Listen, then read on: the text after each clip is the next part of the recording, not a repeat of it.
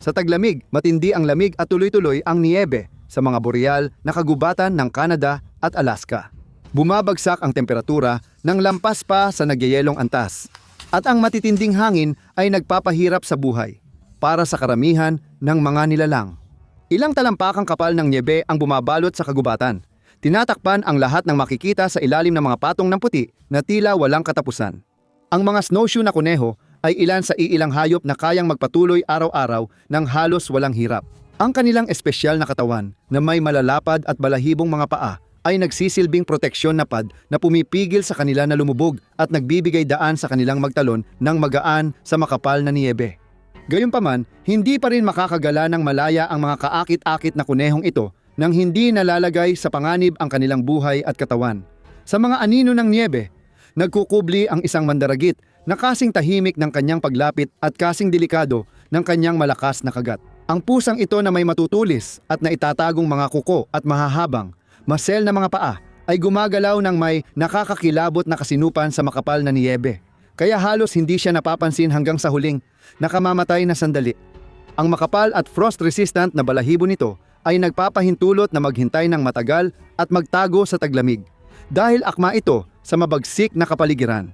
Dahil dito, nagiging entablado ang boreal na kagubatan para sa malamig at kalkuladong panghuhuli nito ng biktima. Kilalanin ang Canadianong lynx, pusang may matutulis na kuko.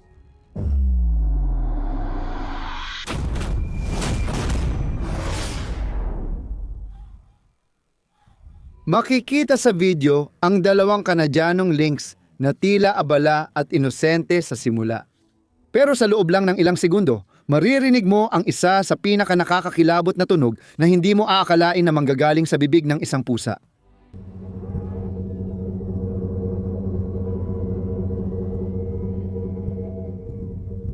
Tandaan mo, lumalala lang ito. Sabi nila, halos pareho ang tunog nito sa mga exorcism recordings na napapanood online, kaya madaling maintindihan kung bakit. Pero hindi pa yan ang pinakakagiliw-giliw. Ang Canada lynx ay isa sa pinakamaingay na hayop at sa listahan nila ng kakaibang tunog, pwedeng mula ito sa parang meow, sutsot, purr o ungol. Pero ang tunog na yon, nakakakaba talaga, higit pa sa nakakatakot.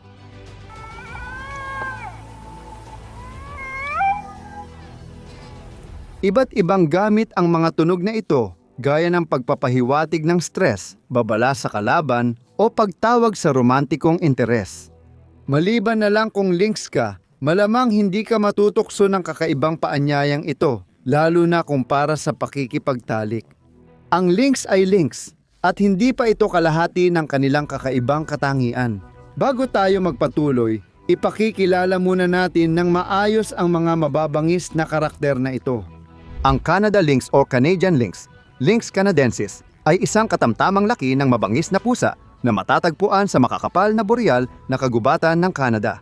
Bilang isa sa 4 na nabubuhay na uri sa pamilya ng lynx, ang Canadian lynx ay may kaugnayan sa mga kamag-anak nito mula sa iisang ninuno na pinaniniwalaang nagmula sa Asia mga 2 milyong taon na ang nakalipas. Mula roon, lumipat ito sa Europa at kumalat sa iba pang lugar, kung saan ang Canadian lynx ay tumira sa malamig at niyebeng rehiyon ng Canada. Noong una, lumawak ito sa Arctic pero kalaunan ay nanirahan sa malamig na boreal forest, kung saan mas angkop ito. Kahit hindi ganap sa Arctic, mahirap pa rin ang buhay ng Canadian lynx sa tirahan nito. Lalo na tuwing taglamig na tumatagal ng 7 to 9 buwan bawat taon. Sa malamig na panahong ito, ang temperatura ay kadalasang nasa 7-7 hanggang 0-5 degrees Fahrenheit. Ibig sabihin, at dahil sa walang humpay na niyebe na abot bewang na sinabayan pa ng malupit at matalim na hangin, ang kapaligiran ay nagiging isang pagsubok ng katatagan para sa kahit anong nilalang na matapang na tawaging tahanan ang ilang na ito. Para sa Canadian na lynx, normal lang itong araw sa kagubatan. Dahil sa perpektong angkop na pangangatawan at likas na mga instinct nito na ginawa para mabuhay sa kabila ng malupit na klima at walang tigil na kompetisyon na kaakibat nito. Ang lynx ay may makapal at mahabang balahibo na akmang panlaban sa lamig. Karaniwang dilaw kayumanggi ang balahibo nito, pero pwedeng magbago mula mapusyaw abong kayumanggi hanggang malamig na kulay abo depende sa tirahan at panahon. Sa ilang pagkakataon, maaari ka ring makakita ng lynx na may kapansin-pansing kulay bughaw-abong balahibo na nagmumula sa isang napakabihirang genetic mutation. Mas malaki kaysa pusang bahay, ang Canadian lynx ay may habang 29, 1 metro at 7 sentimetro at taas na 11, 56 na sentimetro mula balikat. Ang mga lalaki na mas malaki at mas mabigat kaysa sa mga babae ay tumitimbang ng humigit kumulang 13 hanggang 37 libra, habang ang mga babae ay karaniwang nasa pagitan ng 11 hanggang 26 libra. Kahit mabigat at makapal ang balahibo, matipuno pa rin ang itsura ng Canadian lynx. Payat at maliksi ang katawan nito, at 57% ng bigat ay kalamnan ng buto, dahilan ng tahimik at malakas na galaw. Ang maikli at putol na buntot na nagdadagdag ng 12 sentimetro sa haba ang bumubuo sa kakaiba at makinis nitong itsura. Bukod sa kaakit-akit nitong itsura, ang Canadian lynx ay isang mandaragit na umaasa sa lihim na paggalaw mula ulo hanggang buntot, lalo na sa matitindi at mabagsik na taglamig na kanyang ginagalawan. Ang mga tainga nito ay isang kahanga-hangang halimbawa ng pag-aangkop. May kayumangging likod at itim na guhit. May 20 dagdag kalamnan itong kayang umikot ng kalahating bilog at matukoy ang eksaktong direksyon ng mahihinang kaluskos. Ang mga masisilang, parang buhok na mga umbok ay nagsisilbing natural na amplifier na kumukuha at nagpapalakas ng mga pagyanig ng tunog, kaya't imposibleng hindi mapansin ang galaw ng biktima. Ang Canadian lynx ay mayroon ding kapansin-pansing itim na mga palamuting balahibo sa tainga na nakausli ng mga 1.6 na pulgada mula sa tuktok ng kanyang mga tainga, na may makinis na patong ng itim na balahibo. Bagamat maaaring mukhang isa lang itong karagdagang maringal na detalye sa kanyang itsura, ang mga palamuting balahibo na ito ay may silbi talaga. Tumutulong sa tusong mandaragit na matukoy ang daloy ng hangin at masukat ang direksyon ng hangin. Kaya ng lynx malaman kung kailan gagalaw kasabay o laban sa hangin para hindi siya maamoy ng biktima. Nagtatago siya hanggang sa hindi na makaiwas ang biktima sa kanyang pananambang. Mahalaga ang bawat hakbang ng lynx sa prosesong ito dahil madalas natatakpan ng niyebe ang lupa, kaya mabilis lumubog ang kahit magaan na hayop kung magtatagal sa isang lugar. Hindi pa kasama rito na mas mahirap gumalaw dahil sa nagyayelong niyebe na kumakagat sa mga paa at nagpapabagal sa bawat hakbang para maiwasan ang hirap. Ang mga paa ng Canadian lynx ang gumagawa ng lahat ng trabaho. Ang malalaki at malapad nilang mga paa ay may dagdag na balahibo na parang snowshoes, kaya nakakagalaw sila sa marurupok at nagyayelong ibabaw ng hindi lumulubog. Kung ikukumpara, ang isang 30,000 lynx ay may mas malalaking paa kaysa sa isang 200,000 mountain lion at kayang suportahan ang doble ng bigat ng mga paa nito kumpara sa isang bobcat na kapareho ng laki. Mas mahaba ang likurang paa ng lynx, kaya nakaslope ang katawan nito, nagpapadali sa galaw at pagtago sa pananambang. At sa bawat matulis na kuko na naitatago at lumalabas sa tamang anggulo, kaya nitong pantay-pantay na ipamahagi ang bigat nito sa ibabaw ng niyebe at manatiling nakatayo nang hindi nadudulas o lumulubog. Katulad ng iba pang miyembro ng pamilya ng lynx, talagang umaasa ang Canadian lynx sa kanyang paningin, pati na rin sa kanyang pandinig para matunton ang kanyang biktima. Sa katunayan, ang salitang lynx ay nagmula sa Griego at ang ibig sabihin nito ay magliwanag o magningning. Tinutukoy nito ang kanyang nagre-reflect at binocular na mga mata.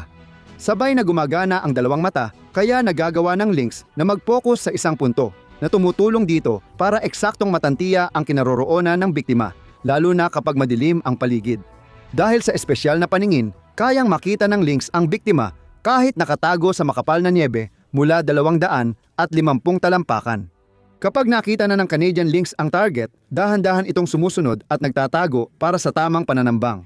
Umakyat sa puno, nagtatago sa daanan, o lumalangoy ng malayo para mahuli ang biktima nang hindi inaasahan. Bilang bihasang umaakyat at lumalangoy, mas gusto ng lynx ang pananambang kaysa habulin ang biktima nito. Nakakatipid ito ng enerhiya at mas epektibo sa mga lugar na may niyebe at kaunting mapagkukunan. Akala ng snowshoe hare na ligtas siyang nakatago sa niyebe habang naghahanap ng pagkain kasama ang grupo sa gitna ng bagyo.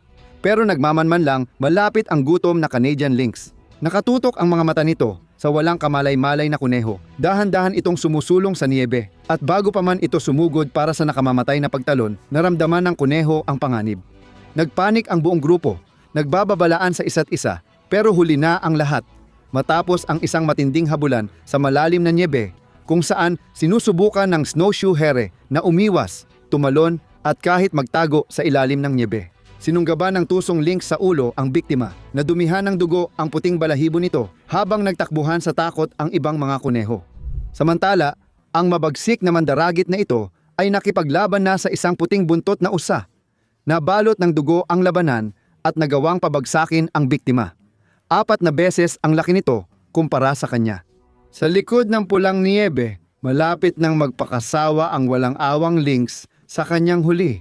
Sa mga matitinding pangangaso na ito, kaya nilang tumalon ng higit 6 na talampakan ang taas at makalundag ng hanggang 25 talampakan sa isang lundag na sinisiguro na walang takas ang kanilang biktima. Snowshoe hare ang paborito at madaling hulihin ng Canadian lynx buong taon. Depende sa dami nila, ang mga hare ay maaaring bumuo ng 35-77% ng lahat ng nahuhuli ng lynx. Kapag bumaba ang populasyon ng hare, susunod din ang lynx at lilipat sa lugar na mas marami ang hare. Gayunpaman, patuloy pa rin itong nanghuhuli ng ibang hayop. Masaya ring manghuli ang Canadian lynx ng pato, grouse, daga, parmigan, squirrel, volley at kahit malalaking hayop gaya ng tupa ng dolls, usa ng mule at boreal. Woodland caribou, 20-30 beses mas malaki kaysa kanila. Kakaiba, kilala silang kumakain ng succulents, sedges at damo, ngunit misteryo pa rin kung bakit. Kapag nangangaso ng kuneho o daga, diretsyong tinatarget ng lynx ang ulo at agad pumapatay. Kapag mas malaking hayop ang biktima, ginagamit nito ang taktika ng mga pusa, pupunitin ang lalamunan at hihintaying mamatay ang hayop. Para magawa ito, ginagamit nila ang kanilang 28 na espesyal na ngipin para sa pangangaso, kabilang ang 4 na mahahaba at matutulis na pangil na ginagamit sa paghawak at pagtusok. May nerve endings ang mga espesyal na ngiping ito, kaya ramdam nila kung saan kumakagat, na tumutulong para mas eksakto at nakamamatay ang sugat. Mayroon ding malalaking pagitan sa pagitan ng 4 na pangil at ng iba pang mga ngipin na nagsisiguro na ang kanilang kagat ay makapasok ng mas malalim hanggat maaari sa kanilang biktima. Eksperto mang manghuli, kumakain din ang mga lynx ng bangkay ng malalaking hayop na namatay sa lamig o nabangga ng sasakyan. Hindi tulad ng ibang mandaragit, hindi bakante ang kanilang panghuhuling lugar dahil kailangan nilang makipagkumpetensya sa mga leon sa bundok at coyote. Matindi ang mga sagupaan, gamit ng mandaragit ang kakayahan para makalamang sa nagyayelong kapaligiran. Ayon sa pag-aaral, mas maraming kuneho ang pinapatay ng Canadian lynx kaysa sa iba at dinadagdagan pa nila ito ng ibang hayop sa kanilang pagkain. Bagamat nagpapakita ito ng dominansya at pag-adapt nila sa matinding kapaligiran, hindi ganap na naipapakita ng mga numero ang matitinding labanan ng mga mandaragit para sa kakaunting pagkain. Kasama ang mga tao, ang malayong tirahan ng Canadian lynx ay talagang nakakatulong sa kanila. Mas gusto ng mga pusang ito ang hindi bababa sa 2 ektarya ng tahimik at hindi nagagalaw na lupa. Kadalasan, nasa matataas at maburol na lugar sila, minsan libu-libong talampakan ang taas. Dahil dito, bihira silang magtagpo ng mga pamayanan ng tao. At kahit na mangyari man, hindi naman ang lynx ang uri ng hayop na nagdudulot ng problema.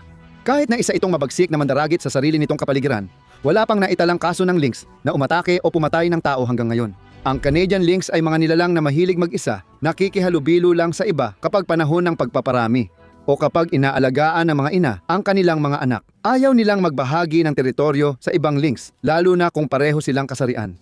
Dahil sa matutulis nilang ngipin at kuko, maaaring masaktan ng matindi ang ibang lynx o sila mismo kapag naging marahas ang laban. Ginagamit nila ang nakakakilabot nilang sigaw bilang babala sa mga lynx na lumalapit upang maiwasan ang gulo. Kadalasan, epektibo ito at hindi nauuwi sa totoong laban. Pero hindi ibig sabihin na nawawala ang likas nilang pagiging mandaragit. Kapag hirap makahanap ng pagkain, ang lynx ay maaaring pumatay at kainin ang kapwa lynx na nagpapakita ng kanilang bangis at hindi tiyak na kilos. At kapag dumating na ang panahon ng pagpaparami, ang lalaking Canadian lynx ay nagsisimulang sundan ang mga babae, nag-iiwan ng bakas ng ihi. At muli, gumagawa siya ng halos kakaibang mga tunog bilang paanyaya. Kung gusto rin ng babae, papayag siyang makipagtalik at madalas makikipagtalik pa siya sa iba pang babae sa isang buwan. Pagkatapos ng proseso, magbubuntis ang babae ng 2 o 3 buwan at magkakaroon ng 1/8 kuting. Bulag ang mga kuting sa pagsilang, Pero sa 5 linggo, lumalabas na sila ng lungga at nagsisimulang manghuli pagdating ng 7 hanggang 9 na buwan. Ang mga babae ay nagkakapanahon sa 10 buwan pero kadalasang magpaparami pagkalipas ng 1 taon.